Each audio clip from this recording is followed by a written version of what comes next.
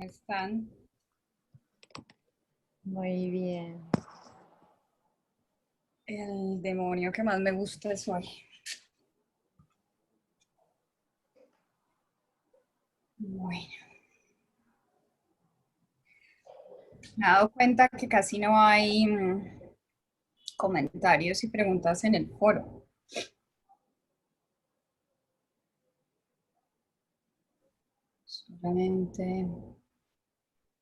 Solamente ha habido una que otra preguntita. Tenemos 7 y 6. Empezamos 7 y 10, yo creo. Creo que sí, Katica, y así le damos la posibilidad de entrar a otros participantes. 7 días estamos comenzando entonces la conferencia. Listo, listo.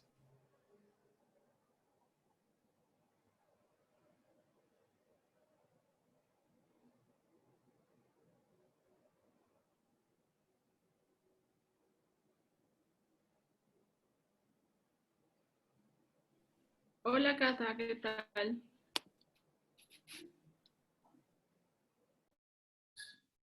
Carolina, Catalina. No, Catalina. Catalina. Me confundo los nombres, perdón. Y la confusión entre Catalina y Carolina es muy común. O sea, a mí qué me pasó cuando leí tu comentario de las preguntas que te hicieron. Ajá. Yo miré la grabación de la clase de pasada y entendí un montón de cosas, que fue como revelador, revelador, revelador, porque son cosas que nunca me las habían dicho, que hasta ese momento me las encontré la respuesta de por qué me cuestionaba yo, decía, ¿qué me pasa? No tengo un gen, mi amígdala no funciona, reacciono súper mal porque no sabía cómo manejar la situación del amor, porque yo creía que una relación amorosa era del sentimiento y la pasión y nunca mire todo lo que viene, la construcción, además de esa emoción, que en realidad es lo que sustenta una relación. Y cuando leí lo que escribiste, me complementó y fue como, estos son los mandamientos que a mí no me contaron, que a mí no me dijeron, que son pasos exactos sobre cómo se sustenta una relación, porque tenía la idea de que una relación solo se sustentaba de la emoción, de esa emoción de cariño, de afecto, pero nunca la acompañaba con, con acciones reales sobre cómo se puede tratar a otra persona, más de lo que uno puede sentir. Y yo te lo juro que me sentí hasta ese momento que yo no tenía un gen, que mi amígdala no funcionaba, que mi cerebro no estaba dispuesto y no entendía cómo mis amigas se casaban y miraban los matrimonios. Y decía, ¿cómo hace? ¿Cuál es su secreto que a mí no me dijo nadie? Y eso me pasó, así que muchas gracias. Wow, pues tu comentario es muy interesante. Me quedan sonando muchas cosas en lo que dices. Dame un segundo, que es que hoy cambié de silla y me estoy dando cuenta que estoy un poquito incómoda, voy a necesitar un ajuste.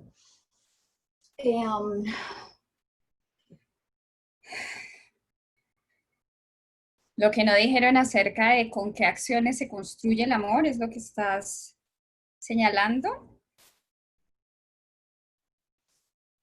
De cómo la emoción se construye en una interacción, ¿no? A lo que le interesa es que ese amor de pareja llegue a constituirse en una familia y ojalá en un elemento patrimonial.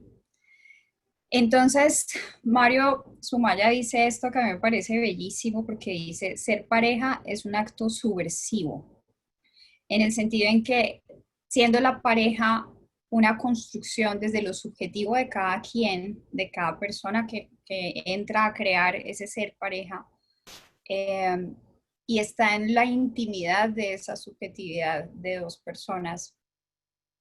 Ahí en ese espacio donde parte del elemento crucial es el erotismo y un erotismo que hace que cada quien pueda disfrutarse y pueda ser persona y pueda ser sujeto libre de elegir. Se supondría que este amor de pareja tendría que crearnos un espacio donde el gozo pleno pueda existir.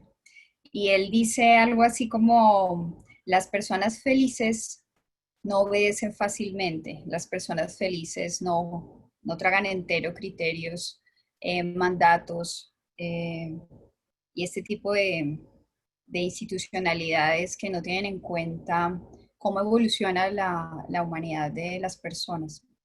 Yo creo que de hecho parte de las grandes dificultades que estamos enfrentando después de la revolución sexual y con todo este movimiento feminista que está álgido, pero además todo el movimiento de la diversidad sexual, de género, de relaciones, tiene que ver con que ya la humanidad de lo que somos en el proceso de amar y de ser pareja no quiere más ni está obligada ya por condiciones socioeconómicas a permanecer en un modelo de relación. Pero además estamos en una construcción de sociedades donde la individualidad ya no tiene, como decíamos en otras conferencias, no tiene la guía, el abrazo, la estructura, la contención, el manual que van las sociedades tradicionales, donde antes no había que pensarse tantas cosas porque ya estaban dadas, era un guión claro para cada quien qué hacer, cómo hacer familia, cómo ser mujer, cómo ser hombre, cómo amar. Pero en este momento de la historia, las subjetividades se crean y se recrean con un espacio más amplio, ¿no? Entonces, entre ser matrimonio y ser pareja da la opción de tener esa posibilidad de construirse en el erotismo, en la autorrealización. Y así entonces, como él dice, las personas felices son menos obedientes. A través de esta experiencia subjetiva de crearnos en el ser pareja y en el ser individuos, hay una revolución. Y una revolución que está diciéndole a las viejas estructuras que necesitamos crear relaciones que se acomoden más a nuestras necesidades, porque el modelo anterior ya no sirve, ya no funciona. Aquí les quiero hacer este señalamiento de hay dos circulitos acá, ¿no?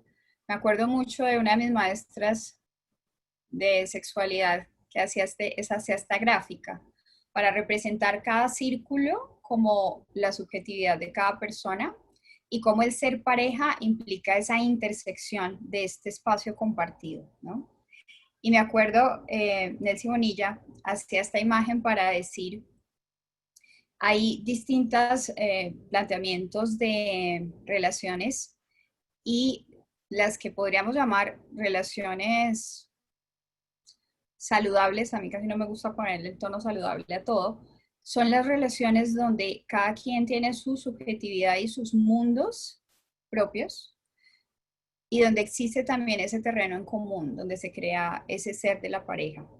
Pero puede haber relaciones donde las subjetividades, ese espacio de intersección es tan intenso y es tan vasto que empieza a consumirse, a agotarse el espacio de la individualidad, del propio mundo. Así como también hay relaciones donde el espacio de intersección es muy, muy poquito. Y quizás si traemos a Stenberg con su triángulo de los elementos de la relación de pareja, uno podría empezar a pensar que si los puntos en común de las subjetividades o los espacios de encuentro son muy pobres o muy pocos, pues va a empezar a tambalear ese trípode de pasión, compromiso e intimidad. Willy, en la psicología del amor, dice algo así como esto, como que este espacio de conexión del amor necesita ser una correspondencia de disposiciones y estímulos a la realización del poder personal. Entre muchas de las funciones que tiene la pareja, una es esta, que es la de crear un espacio de disposiciones, unas condiciones propicias para que cada una de las personas que conforma la pareja, que crea además ese ser, ese tercero, que es la pareja, pueda tener los estímulos suficientes y las condiciones precisas para realizar su poder personal. Y aquí poder personal no implica una tensión política necesariamente donde lo político sea dominar a otro. Aquí el poder personal tiene que ver con cómo creamos en la danza de interacción con el otro acuerdos para que cada quien pueda tener el despliegue del potencial de lo que es. Y en estos espacios, obviamente, si entramos en vínculo, si entramos en esta relación de construir un espacio común de subjetividades, va a tener que haber una permanente negociación de cómo coexiste tu subjetividad con la mía y cómo las hacemos armoniosas en este espacio de intersección de nuestras subjetividades. Dice también Esther Perel que la mayoría de conflictos en pareja suceden alrededor de 3 aspectos específicos, que son poder y control, cercanía y cuidado mutuo, y respeto y reconocimiento, obviamente mutuo también, ¿no? Entonces, hoy vamos a echar una mirada un poquito más detallada en lo que tiene que ver con poder y control. La segunda conferencia hicimos una mirada un poquito más detallada con cercanía y cuidado en términos del vínculo afectivo. Y quizás hoy también, o a lo largo de las diferentes abordajes que hemos hecho, cómo el respeto y el reconocimiento está ahí vinculado a una de esas razones por las que yo creo que todavía en este momento, a pesar de que sabemos que el mito del amor romántico no es verdad, seguimos en ese sincretismo del que hablaba Lagarda, dándole espacio en la intimidad de nuestras relaciones.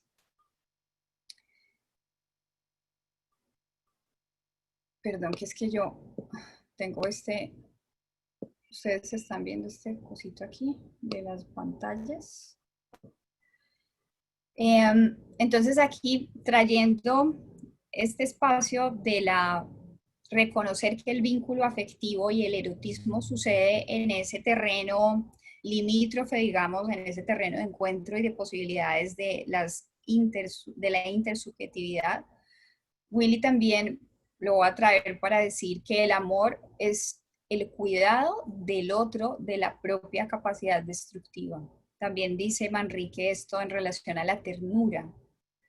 En la sexualidad, pues puede haber, o en la lujuria, mucho más de este ejercicio del querer poseer al otro, de alimentarse del otro, de usar ese momento de experiencia para la propia satisfacción en la sexualidad como tal.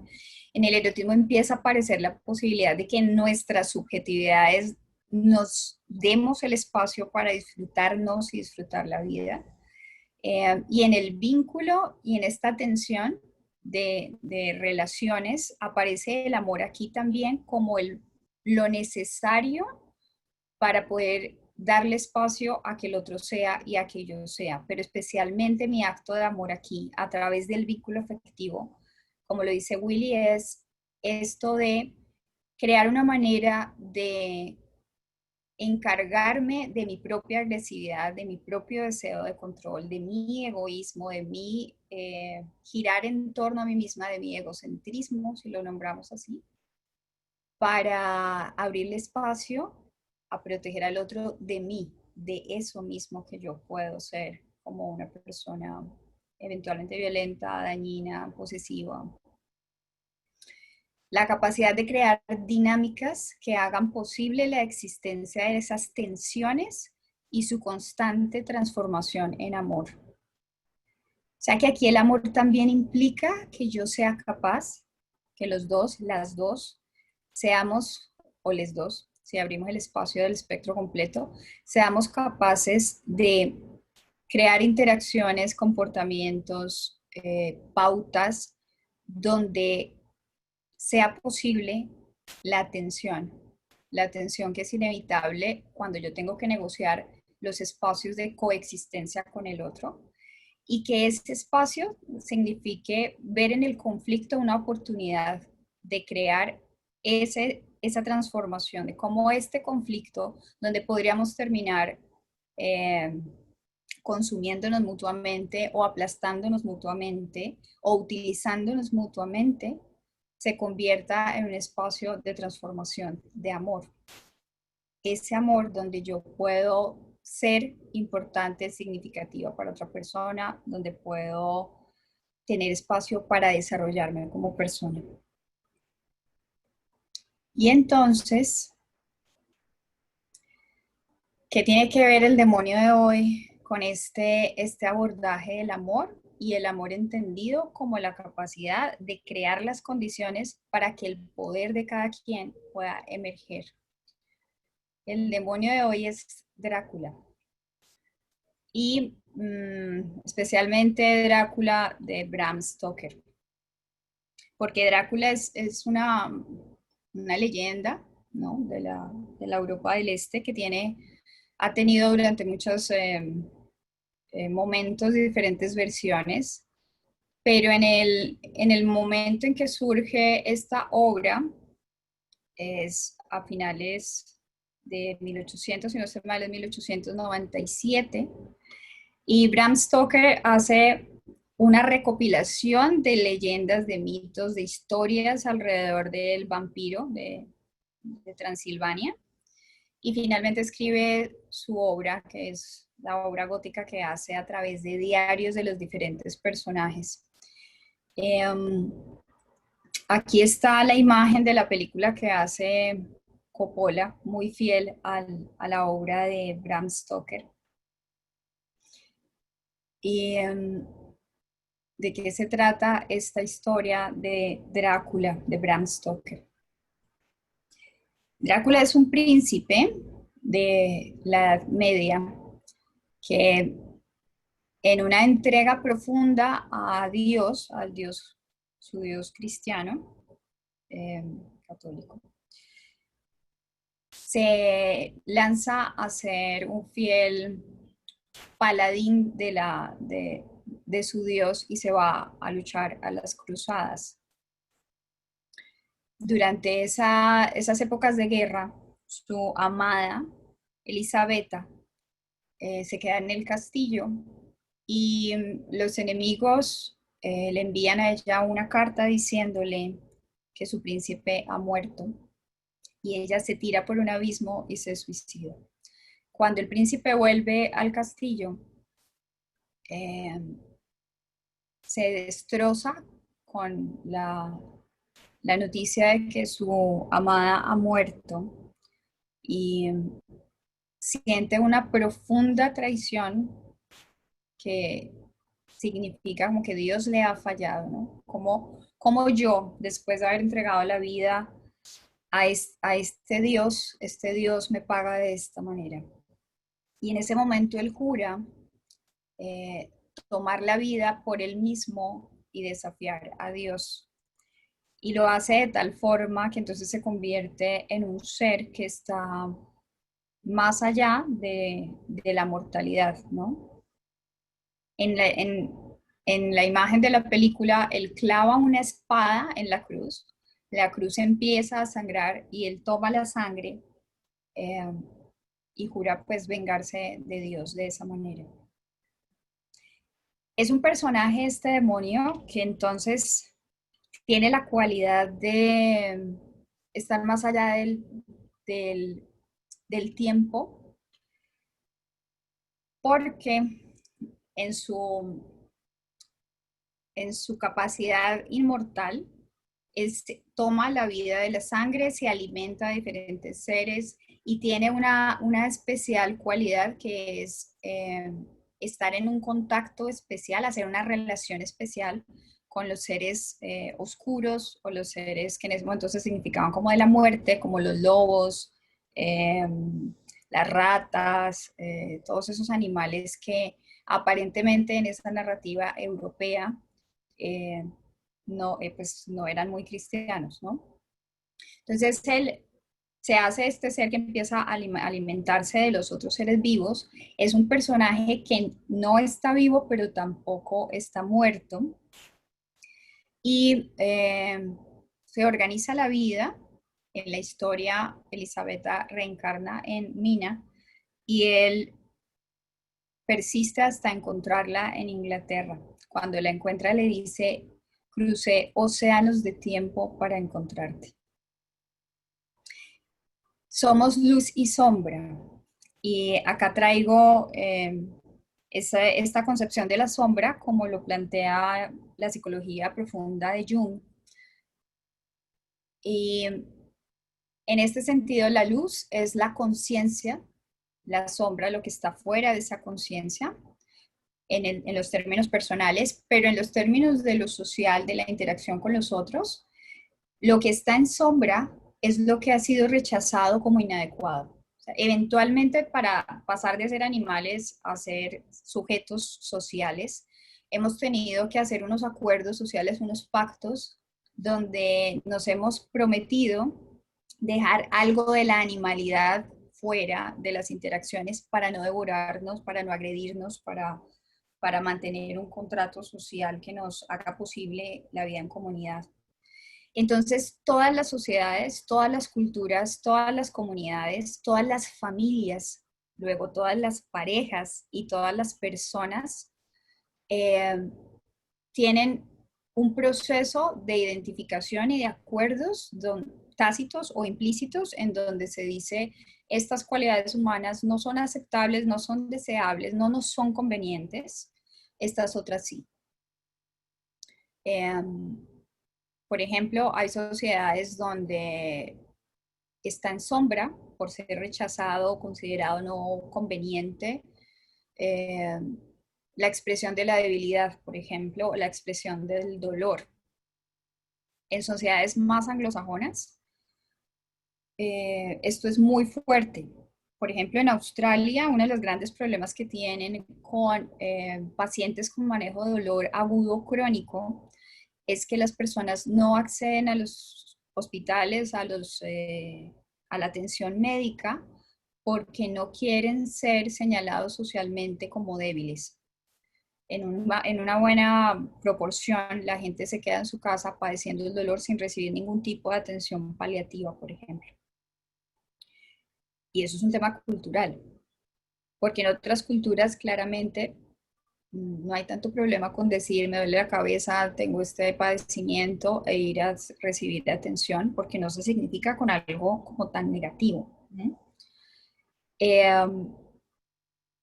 En algunas otras culturas la expresión del afecto muy generoso, muy abierto, muy transparente, pues también está en sombra, ¿no? Entonces, en algunas culturas, llorar, por ejemplo, es algo por lo que se pide perdón. En otras es todo lo contrario. Por ejemplo, en Brasil, la expresión del afecto es casi tan amplia, tan intensa o incluso más, sobre todo lo que yo conozco de Río de Janeiro, más que inclusive aquí en Colombia, en la costa, por ejemplo. Entonces, todos estamos en un contexto cultural, social, donde algunas cosas son consideradas aceptables y otras no. Y en el proceso de socializarnos, pues vamos incorporando eso. Hay cosas que son aceptables y otras que no.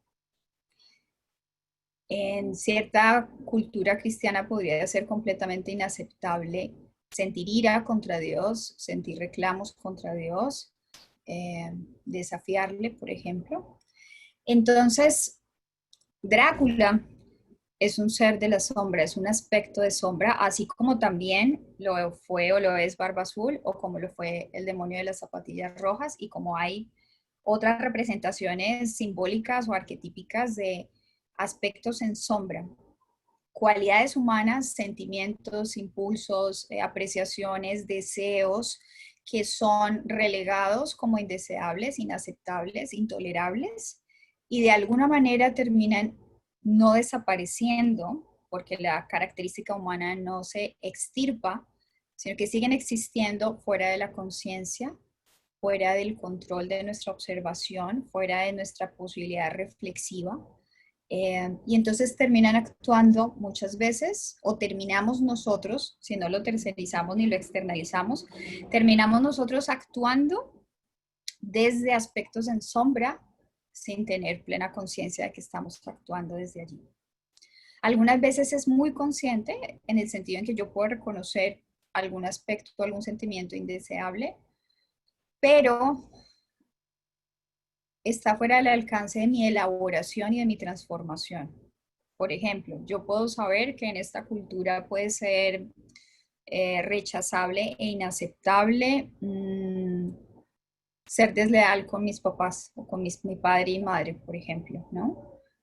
Y yo eventualmente, dependiendo de una historia particular, una biografía particular, podría sentir que tengo el deseo de ser desleal, que tengo razones para ser desleal, las actúo, las digo, las manifiesto, pero puede ser que tenga mucha dificultad para ingresar a reflexionar sobre ese aspecto e incluirlo como algo tranquilo en mi vida. Entonces, la mirada de hoy sobre este aspecto tiene que ver con cómo al ser seres de luz y de sombra y al vivir en culturas y sociedades que tienen su propia configuración de qué es luz y qué es sombra, allí podemos encontrar un anclaje a relaciones que quizás no sean las que nos contribuyan de la mejor manera en esto de ser subjetividades, relaciones y encuentros donde el poder y la autorrealización del desarrollo del ser tenga un buen lugar. Como les decía ahorita, vivimos en un conflicto entre lo aceptable y lo inaceptable, no solo a nivel intrapsíquico y personal, sino también en el campo de las relaciones. Es una tensión permanente. ¿Qué me acepto a mí misma? ¿Qué rechazo de mí misma? ¿Qué idealizo en mí? ¿Qué desprecio de lo que yo soy o de lo que podría llegar a ser? Y con consecuencia, cómo a veces puedo elegir, o regularmente podemos elegir como parejas, personas que quizás sean más o menos coherentes con esa trama de conflicto que yo tengo respecto a lo aceptable o lo inaceptable. En este caso particular, Nina, que es la reencarnación de Elisabetta ya en la época victoriana, tiene estas cualidades que culturalmente fueron tan instauradas muy de la mano del modelo del amor romántico, como esto de que la mujer o la pareja debía ser el ángel de la casa que ama al demonio traicionado y exiliado. Drácula es traicionado, él se exilia del orden de lo aceptable y de lo ideal, que es la espiritualidad cristiana.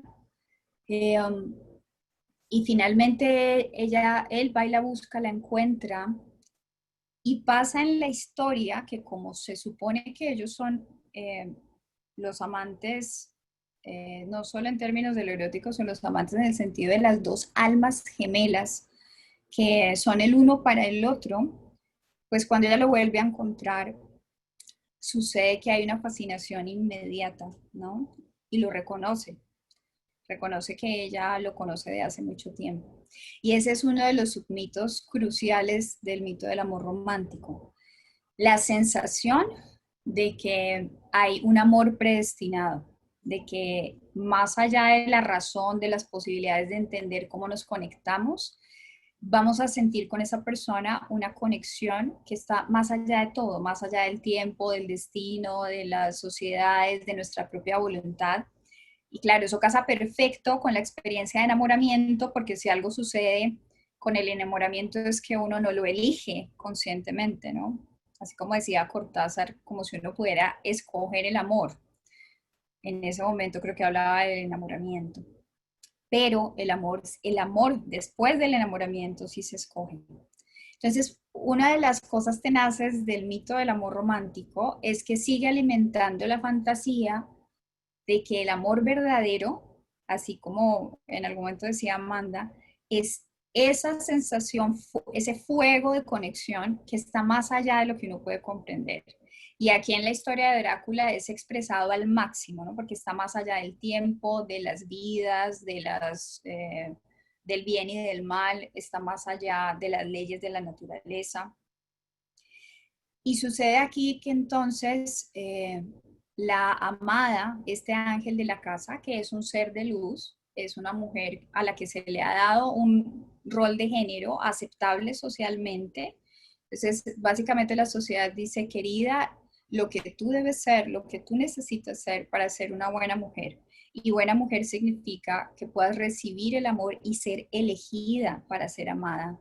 Es que seas un ángel de la casa, que esté dispuesta para amar a este hombre afligido, porque está predestinado para ti, porque es tu alma gemela, porque Dios así lo escogió en algún momento, porque sí, porque más allá de tu voluntad y tu escogencia, ese flechazo de Cupido tiene esta condición de ser una conexión mágica sobre la cual no se puede hacer nada, sino rendirse a las mieles y las fuerzas y las atracciones poderosas del amor. Pero entonces esto implica una lealtad letal como único camino para ser. En esta estructura de un modelo afectivo donde toda la cultura está diciéndole a lo femenino que la manera de ser existente en el mundo es ser dispuesta, receptiva, acompañante, cuidadora, con todas las formas de cuidado que pueda haber, ¿no? Es estar ahí para el otro. Y además, más especial todavía, si en esa conexión profunda de almas gemelas estamos ahí para el otro, para redimirlo y rescatarlo de esa herida que tiene. Y esto es un elemento que creo que es muy común en los típicos modelos de violencia de pareja, en los ciclos que tiene y en las razones por las cuales las personas violentadas, en la mayoría de los casos mujeres violentadas más sistemáticamente, sienten una imposibilidad de irse de esa relación violenta. Que aunque puede uno pensar, yo no debo estar aquí, yo sé que esto se va a repetir, sé que esto tiene un ciclo, sé que no se puede controlar, hay un punto especial de sentimiento que es este hombre al mismo tiempo, o esta persona que violenta, al mismo tiempo que puede ser terriblemente agresivo, destructivo, tiene a veces unas fases donde parece un pequeño o un ser vulnerable, alguien tan necesitado, tan inestable, que tiene sus épocas, sus etapas en que después de irrumpir como el demonio que sale de la sombra a actuar la violencia como si no tuviera ninguna otra opción, de pronto se convierte en alguien profundamente dolido, desorientado, perdido, inestable. Y ella, o la persona que es su pareja, la persona que es pareja de quien está en ese estado, siente un llamado, una vocación profundamente amorosa o profundamente dolida de no abandonarle a ese pobre ser. La lealtad letal.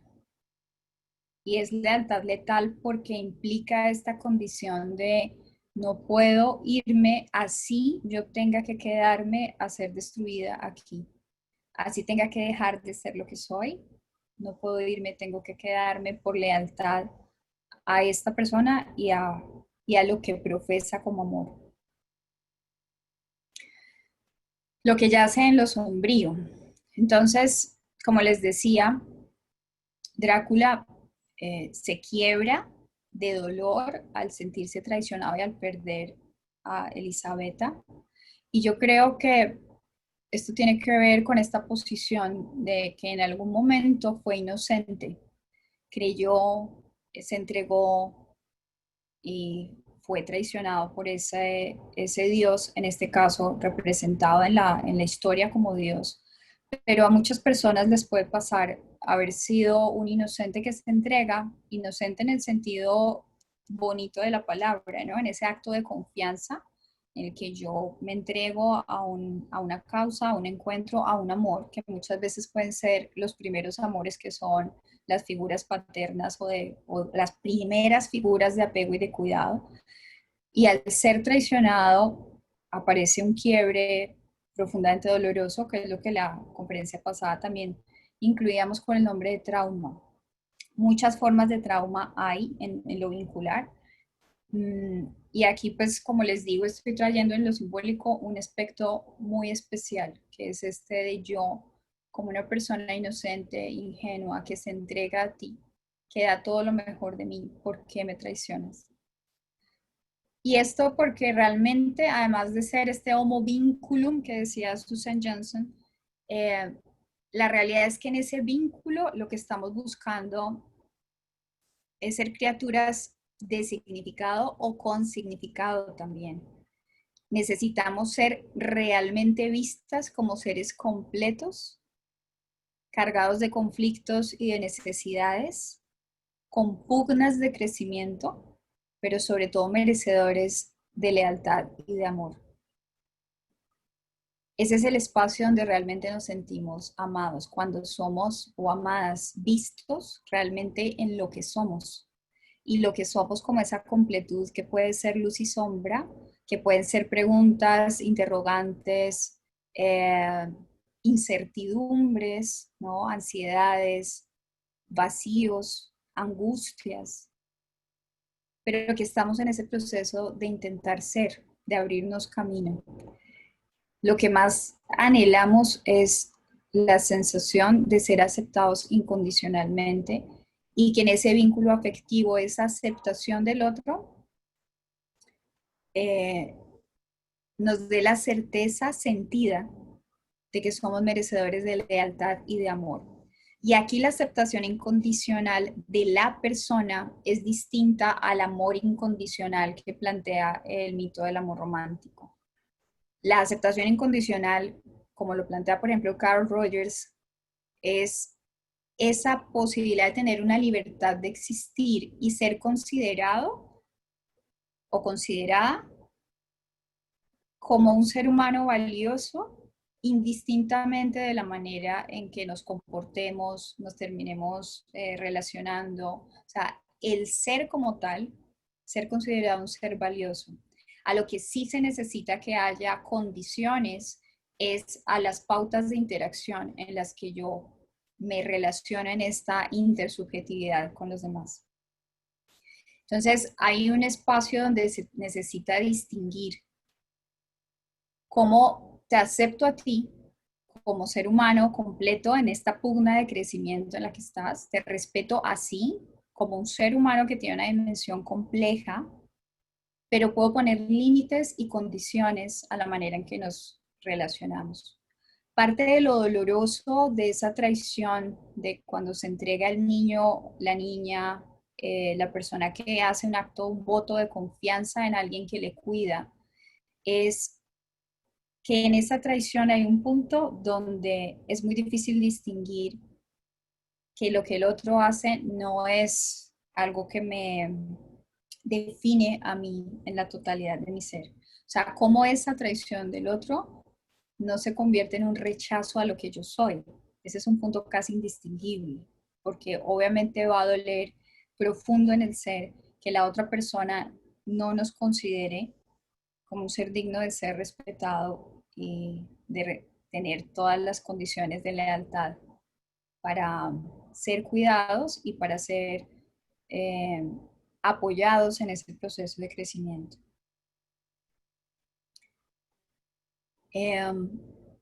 Entonces, yo creo que parte de lo que pasa en este drama de Drácula, que además el drama de Drácula creo que es una de las historias a las que más películas, caricaturas, historias se les ha hecho, múltiples versiones. Yo creo que tiene que ver con el anhelo y la posibilidad de buscar un espacio de inclusión, como eso que soy en sombra, porque la ira que sentí por la traición, el dolor que sentí por la traición o lo que sea que esté en sombra, queda excluido de las relaciones porque puede ser que me rechacen por eso, ¿no? Puede ser que haya una no aceptación, que tenga yo mucho miedo de que si alguien me conoce en la totalidad de lo que soy, finalmente decida no amarme. Pero entonces lo que pasa aquí es que Elisabetta, ahora Mina y Drácula logran crear un mundo aparte, ¿no? O sea, ella es su princesa. Y lo que él le propone a Mina es que se una a él en la sombra. El demonio de las zapatillas rojas le ofrecía a la niña una vida de intensa pasión, de unos bailes que le hicieran sentir viva, vital, que le hicieran sentir que tenía acceso a la vida, ¿no? A la capacidad creativa. El demonio de barba azul le ofrece a la hermana menor toda una estructura de generosidades y de estabilidades donde ella pueda sentir que tiene un lugar social. Pero Drácula le ofrece a Mina el poderío del mundo oscuro, que ella al ser su alma gemela y convertirse en una vampiresa, tenga acceso a ser exclusiva en ese mundo de poder. Entonces ella deja de ser allí un ángel de la casa, muy bien puesta, muy organizada, muy recatada, donde su poder está condicionado a lo que culturalmente se le da, donde su erotismo está condicionado a lo que el rol le permite en ese momento. Pero cuando ella siente esta conexión con Drácula, pueden aparecer otras emociones y otras experiencias en ella que antes no existían en ese otro modelo de feminidad. Entonces empieza a ser una mujer aguerrida, desafiante, puede ser una mujer iracunda, puede ser una mujer, porque parte de lo que hace Drácula es convertirse también en un lobo o en bestias que pueden rugir, y ella tiene acceso a eso entonces. Yo creo que ahora podríamos pensar que cada persona tiene un conflicto de cómo resuelven la vida, revelarse a esas estructuras sociales que no dejan sentir o ser, o tienen conflicto en la vida sobre cómo ser realmente incluido, ser realmente valorado, sentirse visto genuinamente por lo que realmente es. Y esos conflictos que pues uno va arrastrando desde chiqui, desde niños a lo largo de la vida, en ese proceso de maduración personal, pueden a veces tener una resolución favorable, otras veces no, pero al no dejar de existir, algunas veces encuentran lugar en el pensamiento mágico y en la fantasía. El mito de Drácula trabaja directamente con el pensamiento mágico, ¿no? La posibilidad de que más allá de la realidad palpable o de la realidad inmediata, pueda haber una influencia más allá de lo humano. Y esto a veces en la experiencia personal también lo vivimos con la ensoñación y con muchas formas de esperar que hayan señales divinas que nos digan si esta es la persona que nos va a amar, o hayan señales divinas que nos digan por dónde seguir, o señales mágicas que vengan del tarot o de cualquier método de adivinación. Pero además es que muchas veces en medio de los sufrimientos tan indecibles, porque a veces no tenemos palabras para poder identificar qué es lo que tengo en sombra, qué es lo que tengo en luz, cuáles son los conflictos que yo no logro resolver con la existencia, aparece la fantasía como lo que los psicólogos llamamos también mecanismos de defensa. Y en la fantasía subsiste, por más que haya personas que trabajemos esto con mucha fuerza, en muchos momentos de dificultad aparece esa ensoñación en la que quizás va a haber ese otro mucho más poderoso que nos ayude a resolver nuestros conflictos y nos ponga en un lugar muy especial. Ojalá ese lugar donde se pueda sentir que más allá de cualquier circunstancia, yo soy la princesa de este príncipe. Yo soy la amada, la elegida de este hombre. Yo soy la persona capaz de estar con esta persona o con este ser indistintamente del género, en su oscuridad, en sus tribulaciones, en sus luchas sociales, en sus divagaciones existenciales severas. Creo que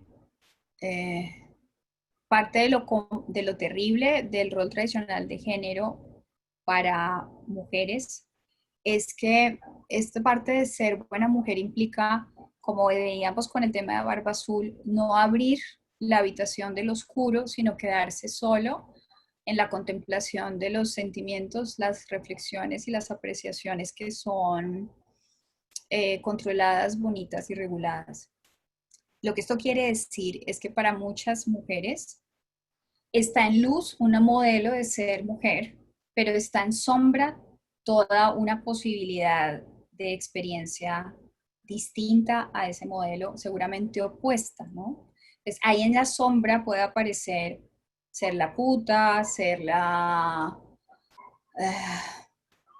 loca, ser la, qué sé yo, la violenta, inclusive la que es muy marimacha, porque pues aparentemente eso no es cuestión de mujeres.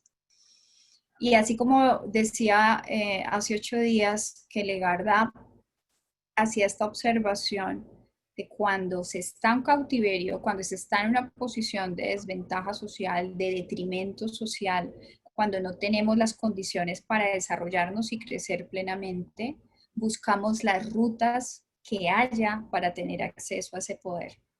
Y muchas veces tener acceso a ese poder es encontrar como pareja una persona que se apropia de esos elementos rechazados en lo sombrío, que los asume como una afrenta contra la sociedad, pero que a partir de ese asumirse tiene acceso a una fuerza que no tendría si estuviera demasiado condicionado, sometido a las normas sociales.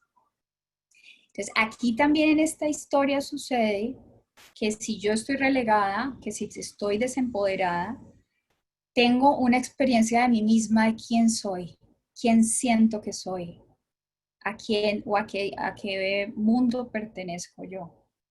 Y lo que pasa en esta historia mágica de Drácula es que toca ese punto de involucramiento íntimo con el fuero más secreto de la identidad.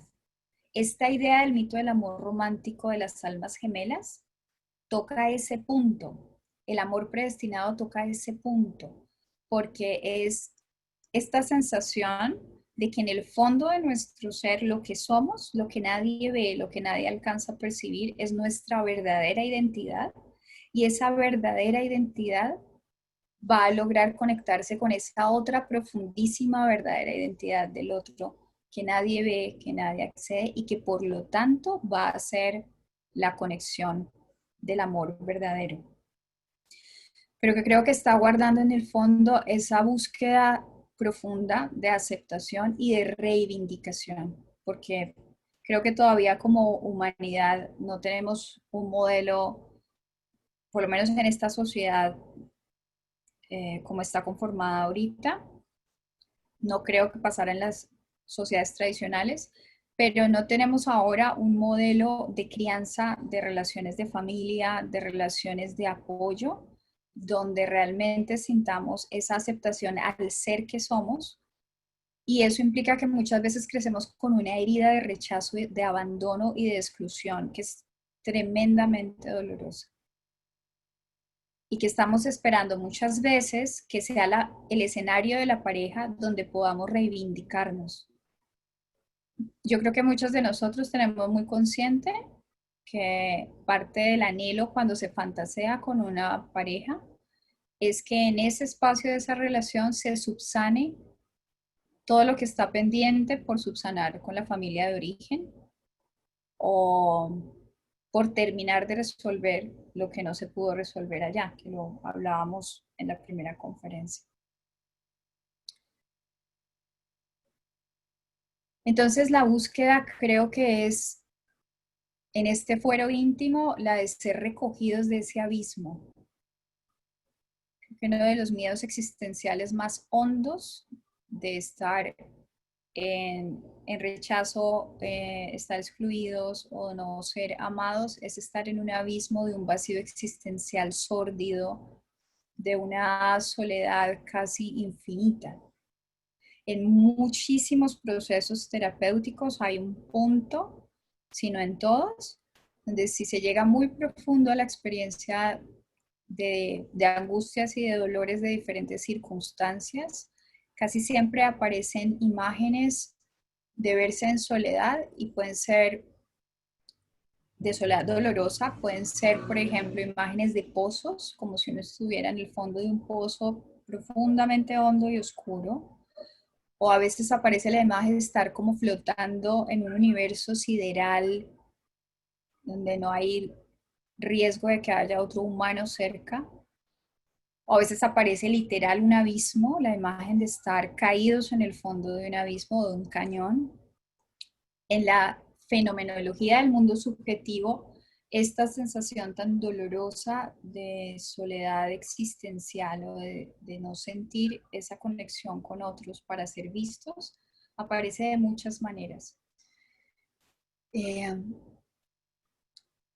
Y creo que a veces estos modelos de relación de tipo amor romántico, de alguna manera parecieran ajustarse en nuestra fantasía a ser un espacio donde el otro venga para redimirme y rescatarme del abismo, de ese abismo intrapsíquico tan profundo, y muy especialmente para las mujeres o para quienes asuman la forma de amor femenino de este modelo, de redimirse a través de redimir al otro, de hacer un proceso de transformación personal, casi que todo un camino del héroe, a través de ser las salvadoras del otro. No por nada es tan común esto de cómo nos gusta rehabilitar gamín, de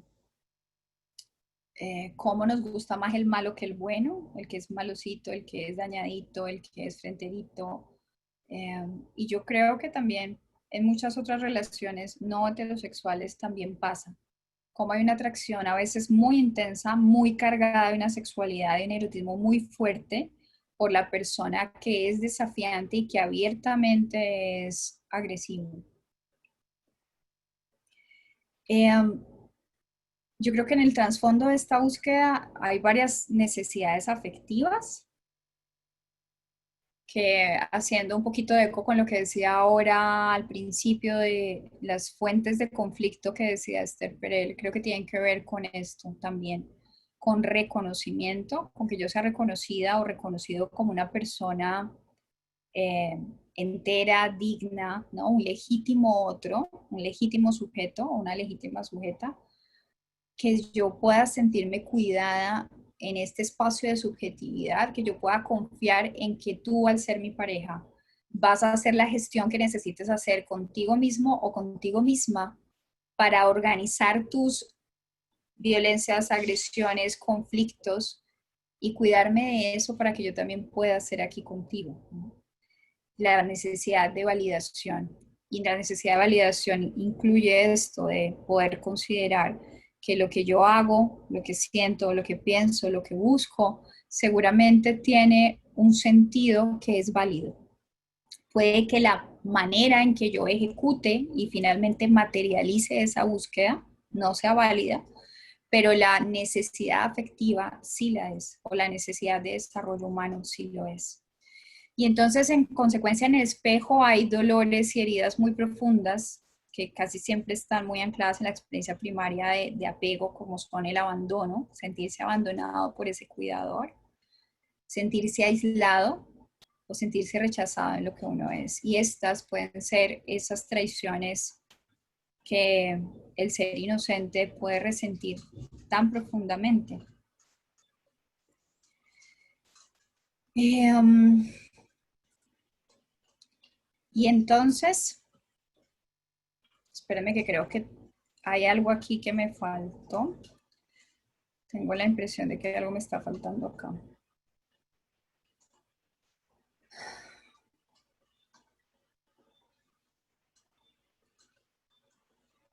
No, perdón. Creo que se me pasó el tiempo muy rápido. Cuando hice esta presentación, tenía la sensación de que había mucho más imagen. Aquí les digo la inclusión de la muerte la necesidad de un giro del amor. Finalmente lo que pasa con Drácula es que Mina logra dejar su mundo de luz y decide hacer un lanzamiento por su amor, que es este príncipe de las tinieblas, y se va con él. Pero para ese momento su esposo Jonathan, el médico Van Helsing y un montón de personas están ya en la cacería de Drácula para rescatarla de él. Y en ese trayecto ellos tienen este acto de consumación del amor, que es que ella beba la sangre de Drácula y empieza su transformación para ser una vampiresa. Pero finalmente la persecución de los otros, que digamos simbólicamente podrían representar esos otros elementos psíquicos o las otras personas, redes, instituciones sociales que pueden venir a salvar a alguien de un príncipe como este, logra ser muy efectiva esa búsqueda y esa caza que le hacen a Drácula. Ellos terminan acorralados en el castillo, Mina y Drácula. Y en algún punto él se ve atacado y logra hacer el ataque de estos que mata a los vampiros. Y llegan a una instancia que es casi que la misma escena donde él hace su desafío a Dios. Le han clavado el puñal de plata en el corazón. Y ella, en medio del dolor, trata de salvarlo aún de eso, pero hay un punto donde él la mira, reconoce el amor que ella tiene por él y ya un poco agonizante le dice, dame paz. Y lo que ella hace es terminar de clavar el puñal de plata y finalmente matarlo. Esta es la escena en la que él tiene esa paz y empieza a transformarse con la luz, su cara, que es la luz en la escena de la película, de la historia, es la luz de Dios con la que él vuelve a ser redimido. ¿Cuál es la inclusión de la muerte acá? La salvación al mito y al anclaje de estas complejidades de las relaciones intrapsíquicas y en la relación. Y es llevar la luz de la conciencia, la búsqueda de la búsqueda legítima para reorganizarla e inscribirla en el orden del amor. Rescatar de la sombra ese poder de crecimiento. ¿Esto qué quiere decir? Hay una tarea que tiene una dimensión en lo personal, que a cada persona le corresponde hacerla por sí mismo o sí misma, y que también tiene una dimensión en la relación del amor de pareja. Y es abrir espacio en esa subjetividad, en esa intersubjetividad, para hacernos las preguntas de qué está en sombra, de nuestra biografía, en nuestras historias de cómo nos hemos conformado como personas, qué hemos ido aprendiendo de qué es lo deseable, lo indeseable, qué nos fue prohibido sentir, qué nos fue prohibido en nuestro desarrollo, cuáles fueron las heridas y cómo esa historia se fue configurando en unas tensiones entre luz y sombra particulares, porque en esas tensiones de luz y sombra también están guardados los significados profundos de qué es amor, de qué es realización, de qué es ser una persona completa, de cómo se resuelven las traiciones o los desamores, ¿no? En el archivo de nuestra subjetividad, lo que concebimos consciente o no conscientemente como amor, está entretejido por todas esas historias de los que nos anteceden, de los que nos formaron, y cómo ellos también fueron construyendo entre luces y sombras qué es amar y qué no es amar, qué es lealtad y qué no es lealtad, en qué condiciones se hace la entrega a lo íntimo para conectarnos profunda y significativamente como seres amantes y en qué condiciones no. Entonces, es necesario que las relaciones de pareja y que las personas podamos tener espacios para ahondar, explorar que en nuestra sociedad ahorita existe, por ejemplo, en los escenarios terapéuticos, pero también ha existido en las consejerías espirituales y en muchas otras formas de conocerse a sí mismo. Necesitamos espacios para abrirle la puerta a la sombra y a los demonios, para sentarnos a conversar con ellos, conocerles la historia, cómo llegaron a ser el demonio que son, de qué se revelan, cuáles son las traiciones que han dolido, cuáles son las compensaciones que están tratando de hacer los demonios y qué relación se nos está planteando. Esto en términos de una metáfora, ¿no? Cada quien tiene sus demonios en sí mismo o en sí misma. Cada quien tendrá su demonio de las zapatillas rojas o su barba azul o su Drácula con formas distintas, pero pueden ser el mismo elemento sombrío que en el fondo guarda una búsqueda legítima y es la búsqueda del amor en términos de ser reconocido, respetado y tener las condiciones para desarrollarse, pero que en medio de los intrínculis, de los traumas o de las organizaciones culturales simbólicas, muchas de esas experiencias quedan en el olvido, quedan no tratadas o quedan no digeribles, quedan en sombra. Entonces, en el espacio personal es necesario, para poder ser pareja, hacerse esas preguntas y abrirse esos espacios para trabajarse la sombra, pero también en el espacio de la pareja, de la intersubjetividad, es necesario tener espacios de intimidad donde el vínculo afectivo también nos dé la posibilidad de conocernos y de poner sobre la mesa con qué historia vengo yo a ser pareja, con qué historia vienes tú a ser pareja, ¿no? Que hemos aprendido mutuamente del amor y cómo podemos develar qué es lo conveniente, qué es lo saludable, qué es lo que nos cuida y qué no. Y hay que incluir la muerte allí para ser capaz de ponerle límites a las condiciones que no nos dejan crecer ni ser la persona en desarrollo que necesitamos ser. Y esas muertes a veces significan ponerle un límite a papá y mamá, a veces significan ponerle un límite al mismo amor, a la misma pareja.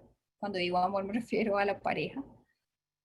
A veces la muerte significa que por mucho que se sienta la sensación mágica de la conexión profunda de las almas, esa es una relación que tendría que morir si es una relación que no me deja ser plenamente lo que soy. En algunas líneas de trabajo de la comprensión de las dinámicas emocionales, como las intergeneracionales, se habla de algo que es la diferenciación del ser.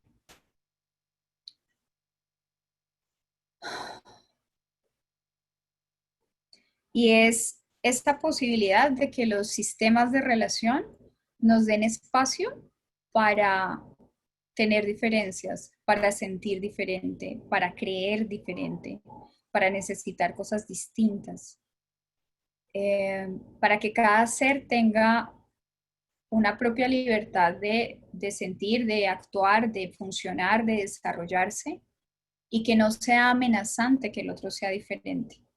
Pero también implica que se pueda crear un espacio, como lo decía ahora, donde se pueden traer a la mesa los conflictos, se les puede hacer cirugías a los conflictos, se les puede hacer análisis de los conflictos, se pueden sentar las dos personas a analizar el conflicto como un elemento sobre el cual las dos personas trabajan, crecen, deconstruyen o construyen.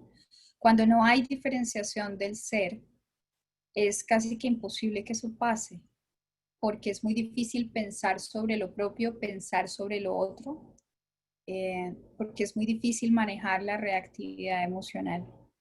Entonces, dejar que muera lo que impide el desarrollo del ser es necesario y abrir caminos para poder pensar sobre la vida psicológica de tal forma que se creen espacios para madurar los conflictos, porque el conflicto por sí solo, per se, pues no es malo, es inevitable.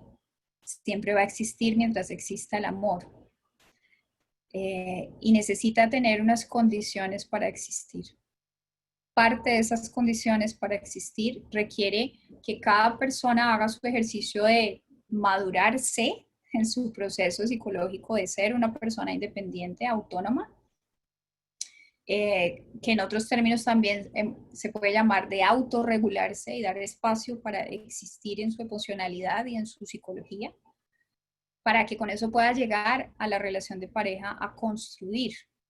Lamentablemente en muchos procesos, como decíamos, de trauma o de inmadurez en el desarrollo psicológico, pues a duras penas alcanzamos esa escoger cualquier fulano o fulana que más o menos nos dé el feeling de que puede ser interesante para tratar de que sea en la relación de pareja y la relación de pareja la que nos termine de madurar, o que sea el otro el que termine de ser el buen padre o la buena madre que no tuvimos.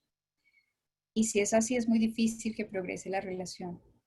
Se necesita el trabajo propio y se necesita el trabajo con el otro, así como se necesita que el otro también me ayude a crear en la relación condiciones para ese vínculo afectivo donde tenga el espacio para crecer. Y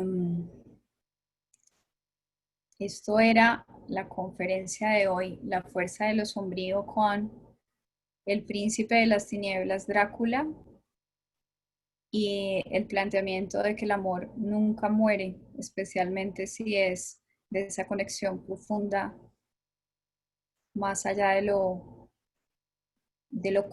cognoscible, de lo manejable, de lo que esté a nuestro alcance, ¿no?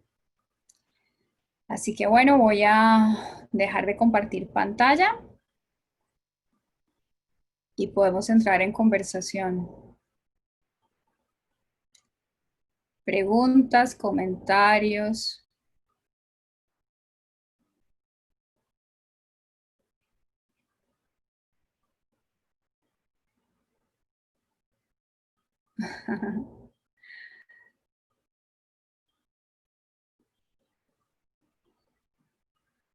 ¿Estoy sola? ¿Alguien está aquí? Sí, no, yo estoy acá. Ay.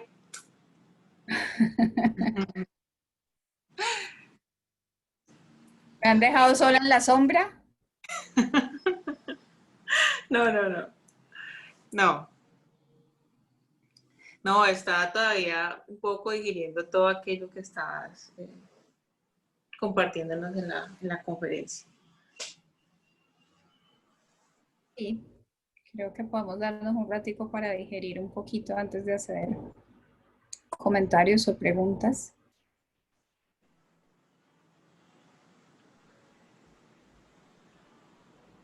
A mí me gusta mucho esta teoría de la complementariedad en las relaciones de pareja. Me parece una teoría interesante porque me parece que sí, que la pareja a veces se tiende a escoger por similitudes y a veces también por complementariedad, digamos que son esas dos grandes posibilidades y esta de la complementariedad en esto que tengo negado en mí y que el otro exacerba me parece algo muy interesante y que sí, que no me lo hubiera planteado, pero que Drácula representa muy, muy gráficamente. Esa es parte también, la complementariedad tiene un intrínculo ahí complicadito porque es parte también de lo que se plantea en el mito, ¿no? Y la idea de que lo que debemos hacernos, hombre y mujer, es complementarnos si fueran relaciones heterosexuales, como canon, pues. O la idea de que es súper romántica, de wow, ella es súper emocional y yo soy súper racional, entonces hacemos un clic súper chévere, ¿no? O sea, a mí me queda súper bien manejar todas las cosas del arte, la decoración, pero a la otra persona le queda súper bien hacer la parte logística. Esa es una idea fascinante. Y de alguna manera creo que sí hay complementariedad, pero el riesgo en la relación y en el modelo del amor romántico es la complementariedad rígida.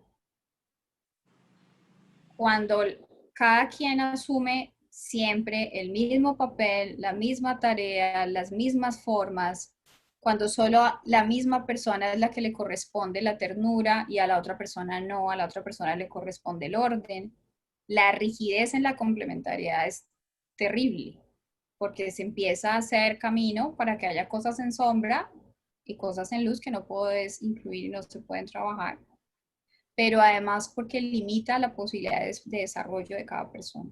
La complementariedad que sería, entre comillas, digamos hasta ahora, en el punto en el que vamos de intentar resolver el misterio de ser pareja ideal, es la complementariedad flexible. Que a veces tú seas la tierna y a veces yo, ¿no? Otras veces tú eres quien organiza las cosas, otras veces soy yo. Algunas veces tú eres el cuidador, otras veces yo, ¿no? Como que pueda haber, digamos, una mayor fluidez en los relevos de ser cada uno en algún momento algo, ¿no? Como que no siempre sea uno el fuerte y el otro el vulnerable, sino que pueda rotar un poquito la posibilidad de ser humanos completos en esa complementariedad. Es tenaz, es difícil. Y también creo en esa complementariedad, creer de que el otro es la llave para mi puerta, que el otro es el que logra justamente alcanzar directamente a mis puntos únicos, porque es el otro el que puede abrir mi sombra. Y lo entiendo de todo esto de que en realidad yo tendría que manejar mi sombra y pues la otra persona la puede ver, pero no puedo creer de que otra persona es la única para mí, mi llave. No sé si lo explico. Y ahí se vuelve enfermo porque llega la dependencia de que solo tener esa persona bajo esas situaciones muy particulares que no pueden hacer saludable la situación. Sí, sí, sí, totalmente. Estoy de acuerdo contigo.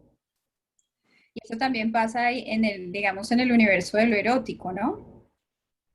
Que si es la otra persona, el alma gemela, la mágica, es la que sabe tocarme de tal forma que me hace estallar de placer, y si no es esa persona y no me toca así, ¿ahora qué voy a hacer?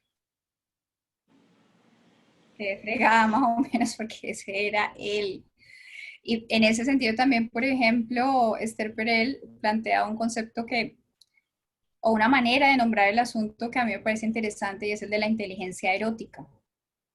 Y ella hace una alusión muy fuerte a cómo hemos tenido tanto el discurso de cómo el otro nos prende, nos enciende, nos abre la puerta al erotismo, cuando también es una responsabilidad propia tener muy claro cómo yo me conecto, cómo yo me enciendo, cómo yo creo esa experiencia. Porque ahí la que tiene la llave soy yo, ¿no? Y puedo compartir el espacio con otro, pero en ese mismo sentido, así como con la sombra, como con el erotismo, como con la afectividad, y como a veces pasa también con el terreno social, como si yo creo que estoy con esa persona, voy a tener acceso a una clase social específica o a unos medios económicos específicos o a una posibilidad de desarrollo social específica, ¿no? Que también a veces se quedan las personas en relaciones por eso. Porque si no tengo este acceso a este mundo social que me da esta persona o a este mundo profesional, no sé quién voy a ser. Porque si el otro no me ayuda a terminar de resolver mis asuntos de inmadurez de infancia, quizás yo no lo puedo hacer. Y así sucesivamente. Ese es parte del peligro de la idea mágica del alma gemela y el flechazo del feeling fantásticamente mágico. A mí me gusta mucho eso porque yo creo que todos tenemos de luz y de sombra, pero a veces encontramos gente con la que alumbra más la luz y gente con la que alumbra más la sombra. Y yo creo que eso se debe precisamente a lo que mencionabas ahora de la rigidez en los patrones de interacción. O sea, es verdad que puede que nos llame la atención ciertas similitudes o ciertas complementariedades, pero lo interesante y lo que tiene el desarrollo es que por más, no sé, o sea, que a mí me gusta que tú seas sociable y me abras ese espacio al mundo social, por ejemplo, en el ejemplo que acabas de citar, pero que yo también lo desarrolle en mí, entonces yo también aprenda a ser una persona desenvuelta socialmente, ¿sí? Que también pueda llegar a una conversación profunda con los demás, o sí, es verdad que tú me organizas en los días porque eres una persona muy esquemática a veces Y eso es lo que me llama la atención en ti, lo que le dije a ti, pero bueno, que yo también me puedo hacer mi horario y mi propio cronograma y puedo aprender. Y el uno del otro, no que el uno siempre haga una cosa y el otro la otra, porque queda una relación también un poco dependiente, de una dependencia distinta a la que planteabas pues en el mito anterior de Barba Azul, pero igual pues a la final con tendencia, claro, a la violencia. Sí, conectándome con eso que estás diciendo, Manrique tiene una forma de decirlo que es desear lo que falta es territorio de la dependencia, pero desear lo que se tiene es territorio del amor. Y está en conexión con eso. Si tú estás trabajando en crecer tu mundo de tal manera que puedas ser autónoma, desear ese otro como un compañero de vida para el amor, así sea compañero de vida para 2 meses, tiene que ver con que no estableces una relación de desventaja, ¿no? Sino que estás como persona completa con una vida que está en proceso de construcción y el otro es eso, un compañero en ese caminar, no un elemento fundamental para tu organización psicológica, ¿no? Sí. Y por eso aquí también es súper importante cuando se trabaja, por ejemplo, con la visión de la violencia basada en género, especialmente para, como insisto en decir que aparentemente las estadísticas nos están contando, las investigaciones están contando que son mayoritariamente mujeres. Parte de lo que sucede bajo el mito del amor romántico es que estas parejas que asumen este modelo y que violentan, van propiciando que la pareja pierda vínculos sociales y vínculos de apoyo. Entonces, entre más podamos seguir creciendo una buena red de apoyo de diversas relaciones y que mis necesidades de desarrollo humano estén nutridas de diferentes contextos, es mucho menos el riesgo para estar expuesto o expuesta a una relación de violencia de pareja.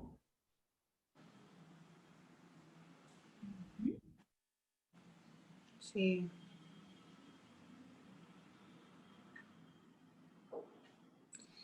Y es una relación violenta como de parte y parte, ¿no? No me lo había considerado, pero en la princesa que narras en este cuento, o sea, a él también ser tan dependiente de ella, incluso ella lo mata al final, porque todavía me acerco como esta historia, digo, wow, o sea, al final él también era víctima de esta historia, o sea, los dos. Pues ese es digamos, ¿cuál es la palabra? La génesis del conflicto de él, del conflicto intrapsíquico, el haber sido traicionado, el inocente que se entrega y es traicionado. Que lo repite con ella. Pues fíjate que aquí lo que ella hace es salvarlo. Cuando ella lo Ya. mata, no lo traiciona. Ella lo mata porque él le pide que le dé paz. Mm. Porque ahí el acto de amor último de ellos dos es que ella lo mate. Y lo que mata a ella ahí es esa forma sombría, perversa, distorsionada, que ya no puede dar lugar a la vida.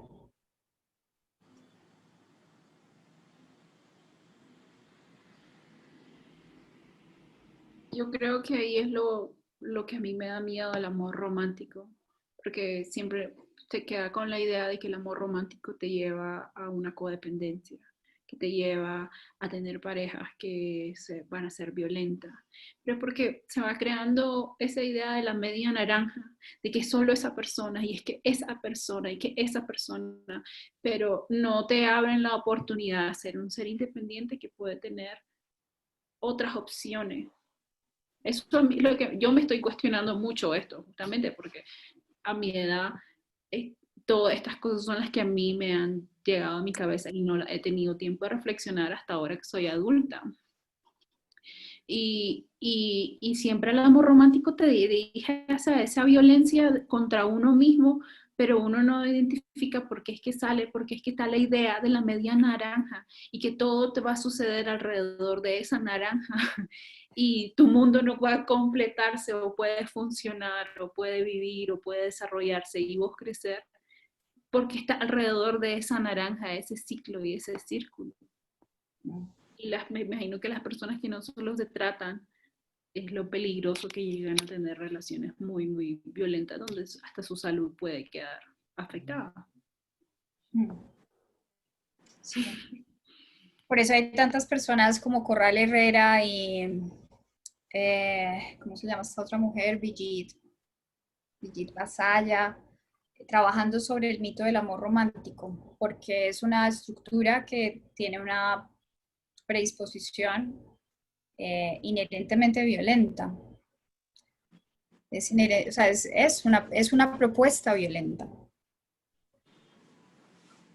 Así no termine en la relación de pareja en un golpe abierto, pues, ¿no? O en una violencia económica, patriarcal explícita, así no termine la persona secuestrada. El mismo modelo ya es violento desde que no reconoce a la simetría de dos subjetividades y personas enteras encontrándose.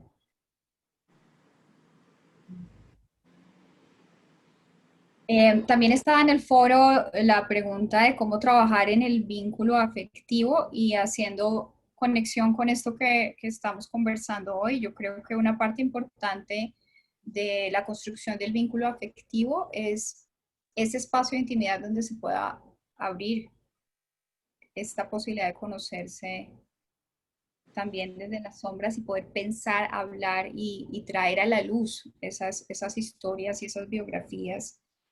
Como decía, esto de cómo aprendimos a amar, que se nos ha enseñado y que hemos organizado nosotros o nosotras como amor. Bueno. A mí por lo menos es que yo sigo pensando un poco en esto de que Drácula también es un poco víctima de este modelo de amor y se me viene a la cabeza este tipo de hombres que, por ejemplo, hablando de esto que es luz y que es sombra, pretenden como casarse con la Virgen María, o sea, una chica pura, casta, de la casa, bueno, con unos valores y bastante cohibida en el sexo y en la expresividad como del afecto y tener diamante a una chica un poco más desarrollada, trabajadora, abierta y también más abierta como en la parte sexual, pero yo siento que él también es víctima, hay un poco de esa disociación porque no disfruta realmente el placer de la relación de la pareja ni con una ni con la otra, porque en una se cohíbe esa sexualidad y ese vivirlo intensamente y con la otra se cohíbe el vínculo afectivo. Entonces siento que a la final, pues él también, digamos, con todas estas cuestiones de la cultura y todas estas cosas que de alguna manera se han rechazado a la personalidad del uno o del otro, ambos mutuamente se violentan. Quizás sí sea mucho más del lado de lo femenino, pero a veces pienso que también las masculinidades se violentan con todas estas creencias sociales. Sí, la masculinidad está violentada por el sistema machista también. Al cercenar como todas las posibilidades de afectividad, al tener este mandato de que tienes que ser hombre de una manera específica para ser respetable. Sí, y aquí en Cali se ve mucho, o sea, yo estaba mirando con esto de la reapertura de los moteles y todo eso, que Cali es en Colombia una de las ciudades con más moteles, y yo decía, bueno, ¿qué pasa con los hombres fieles en Cali? O sea, ¿por qué esta necesidad de tantos moteles? Y un poco indagando en esta parte que te digo, me parece curioso, pero sí, los hombres dicen, no, es que pues, los hombres con los que les pregunté o hablé en un café casual me decían eso. Lo que pasa es que yo con mi esposa no me puedo de alguna manera expresar libremente y ser en la sexualidad. Ella es muy cuadriculada, no sé qué. y conversando un poco más acerca de la elección, yo veía que estaba todo este rol de yo quería una mujer casta, de la casa, juiciosa, bueno, pero al final ellos tampoco estaban muy desarrollados dentro de esta relación de pareja y también bastante violentados, pues por supuesto las dos mujeres, en este caso la del motel y la de la casa, pues seguramente que también, pero no son tan ajenos ellos tampoco a esta violencia que nos pone los roles de género. Yo creo que hay una distinción que a mí me parece siempre muy importante hacer, y es que cuando hablamos de violencias basadas en género, no necesariamente es decir que los hombres son los que violentan a las mujeres.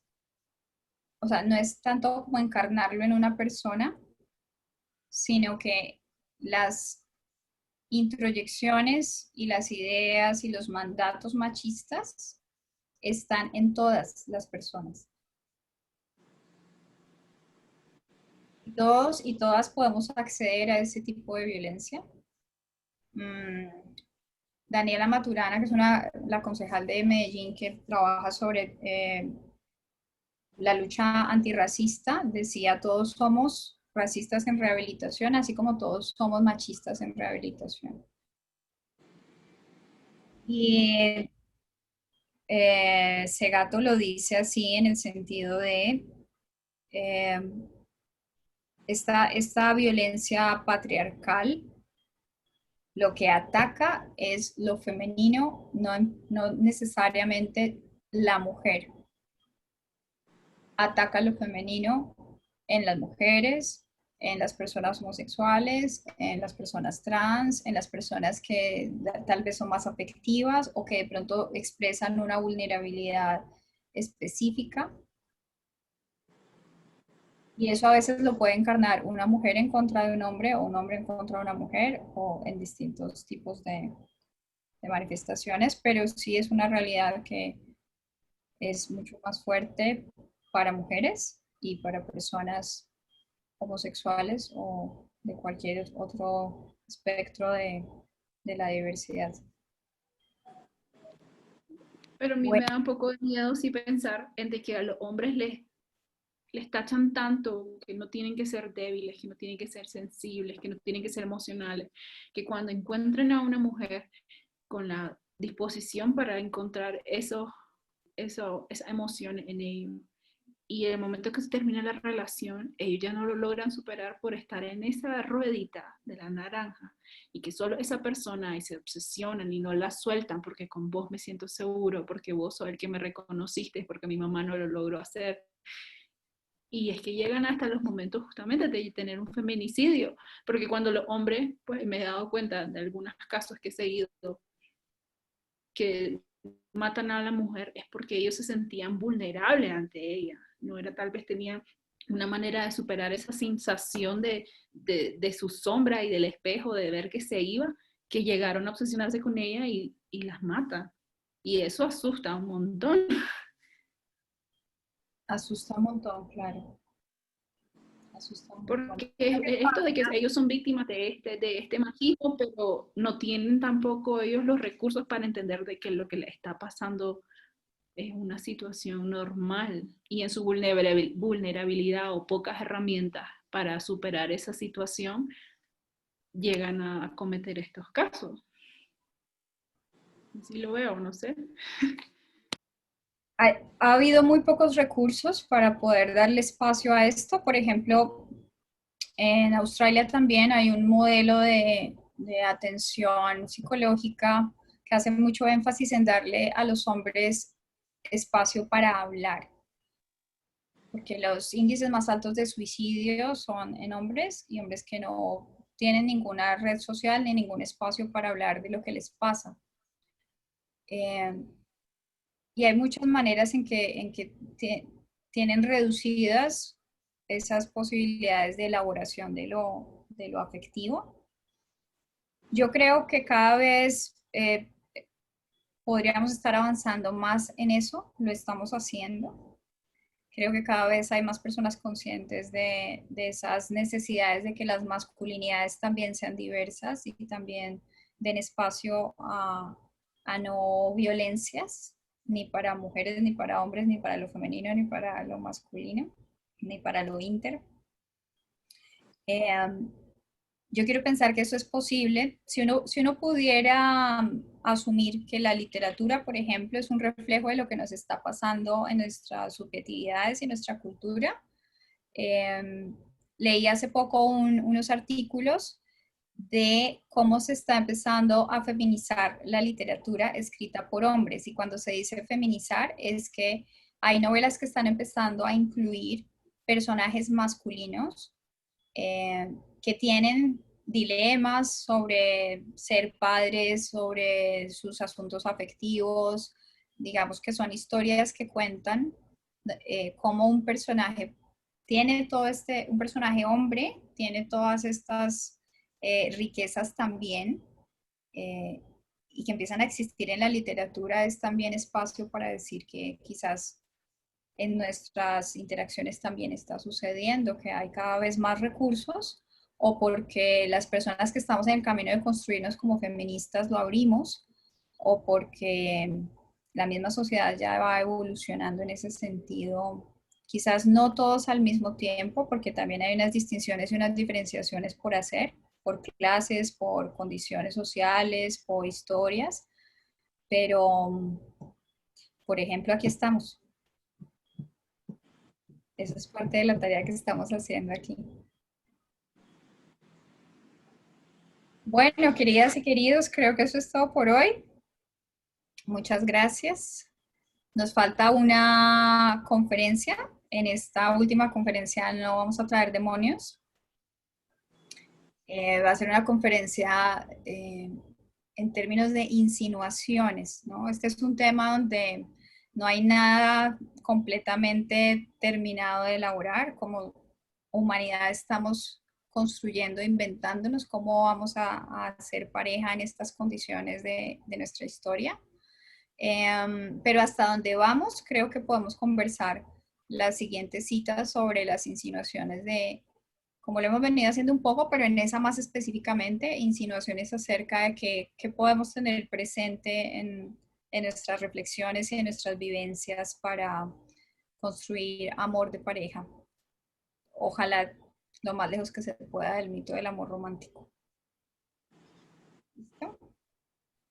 Listo. Mil gracias. Nos vemos. Chao, chao. Chao, gracias.